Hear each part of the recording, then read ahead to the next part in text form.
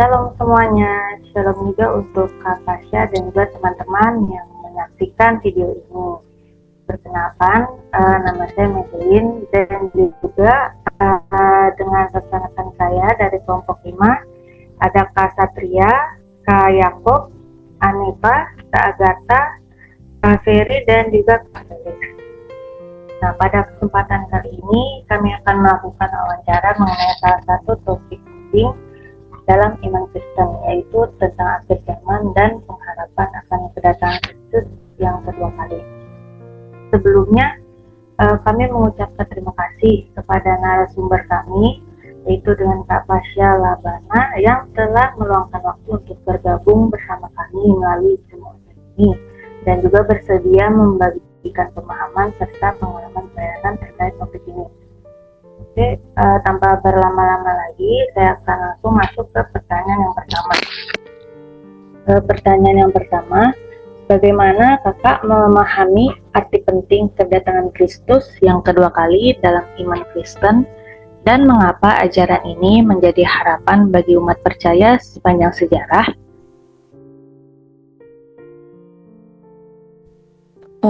Kedatangan Tuhan Yesus yang kedua kali itu penting bagi umat Kristen karena pada kedatangan yang pertama Tuhan Yesus itu datang ke dunia sebagai seorang bayi yang telah dinubuatkan.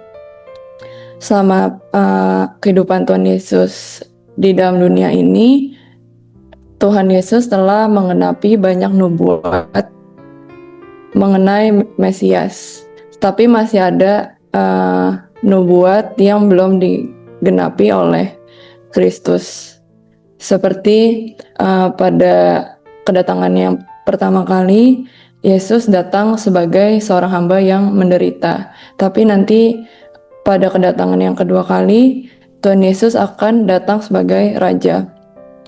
Pada kedatangan yang kedua kali, Yesus akan mengenapi dan menegakkan kerajaannya dalam kemuliaannya. Dan kedatangan Tuhan Yesus yang kedua kali ini seharusnya membawa pengharapan bagi kita semua karena Ia sudah berkuasa dan memberi kita janji akan nubuat dalam firman-Nya.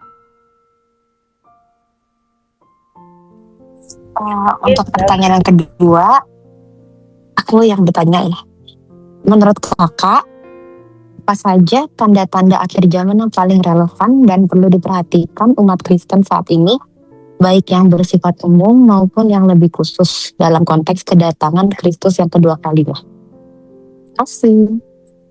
Pada saat ini kita bisa lihat banyak tanda-tanda akhir zaman seperti munculnya penyesatan, banyak tokoh agama atau orang-orang yang mengaku Kristen atau memakai nama Tuhan untuk menyesatkan orang-orang. Juga tanda-tanda akhir zaman lainnya seperti banyak orang percaya yang menghadapi penganiayaan atau kebencian, seperti kita bisa lihat Indonesia banyak gereja yang dibenci atau dipaksa untuk tutup. Dan yang lainnya kita bisa lihat juga banyak konflik-konflik dan bencana alam yang semakin banyak berada di Indonesia maupun di seluruh dunia. Pesannya untuk umat percaya, kita harus tetap teguh dalam iman dan tetap berjaga-jaga. Baik, untuk pertanyaan yang ketiga, Kak, bagaimana Kakak menjelaskan konsep kebangkitan tubuh pada jemaat? Apa yang membedakan tubuh kebangkitan dengan tubuh kita saat ini? Dan bagaimana hal ini memberikan penghiburan di tengah penderitaan dan kematian? Jadi nanti pada saat Tuhan Yesus datang kedua kali, semua orang mati akan dibangkitkan secara fisik. Jadi Tuhan akan membangkitkan tubuh fana kita yang sekarang, tubuh yang nanti akan dikuburkan dalam tanah. Dan ini bisa kita lihat bukti nyatanya dalam Alkitab, yaitu kebangkitan Tuhan Yesus. Jadi tubuh kita akan ditebus dan diubah menjadi tubuh rohani. Perubahan fisik ini tidak menghilangkan identitas kita. Terutama bagi orang benar, kebangkitan tubuh ini itu adalah tindakan penyelamatan dan pemulihan tubuh supaya kita dapat menikmati persekutuan dengan Tuhan selama-lamanya.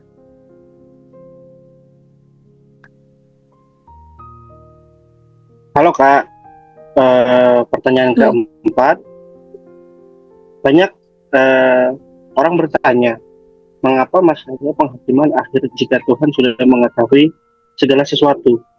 Bagaimana Kakak memahami tujuan dan makna penghakiman akhir menurut Alkitab, Pak? Terima kasih, Kak. Jadi penghakiman terakhir ini adalah ketetapan akhir dari Tuhan mengenai takdir kekal setiap manusia. Ini juga adalah penetapan dari seluruh sebelum. Tujuan utamanya ini bukan untuk menghukum, bukan sekedar untuk menghukum, tetapi untuk menyatakan kemuliaan Allah. Jadi di sini manusia akan dinilai berdasarkan perbuatan dan perkataan mereka selama mereka hidup di dunia ini. Tetapi ini juga tidak membatalkan keselamatan karena anugerah. Orang yang percaya kepada Allah dan telah diselamatkan akan lolos dari penghakiman ini karena iman mereka. Jadi dengan adanya penghakiman akhir ini, kita seharusnya lebih lagi menjalani hari-hari kita sesuai dengan firman Tuhan.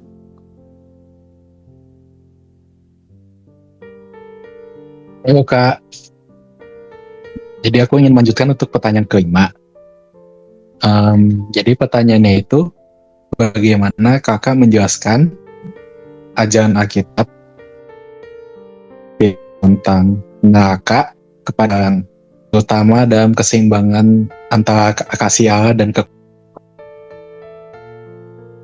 jadi neraka itu adalah akhir hidup dari orang-orang yang tidak bertobat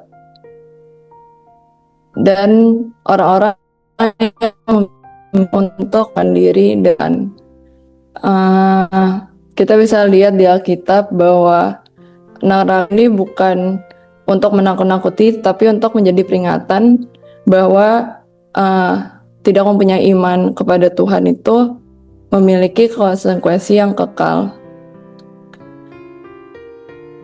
Jika neraka tidak ada, kebenaran Kristus tidak menjadi relevan. Jadi jika kita benar-benar mengasihi Tuhan, kita akan percaya kepadanya dan melakukan hidup kita sesuai dengan firman-Nya.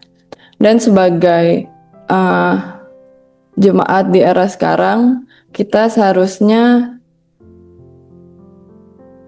mengabarkan kabar baik lebih lagi supaya orang-orang di sekitar kita tidak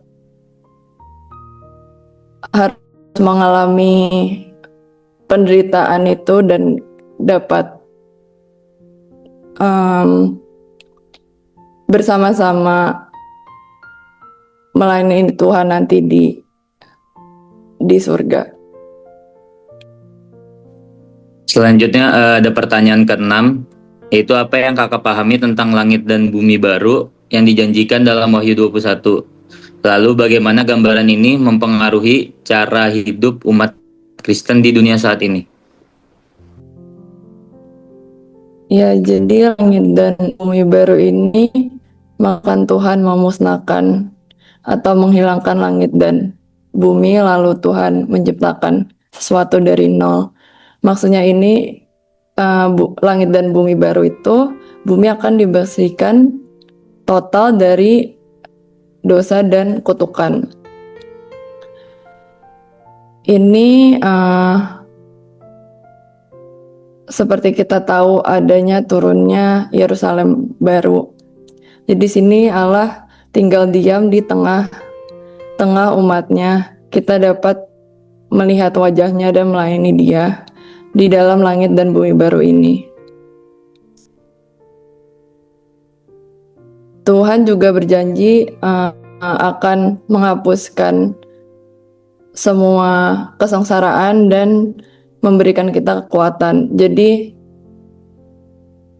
dengan gambaran ini kita tahu bahwa penderitaan itu hanya bersifat sementara. Jadi tugas kita untuk saat ini adalah untuk berpegang teguh kepada iman kita.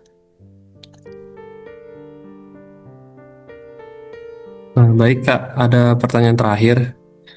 Jadi di pelayanan Kakak ini, bagaimana ajaran tentang akhir zaman ini dapat membantu jemaat menghadapi tantangan kehidupan sehari-hari seperti penderitaan, ketidakadilan, dan ketidakpastian masa depan.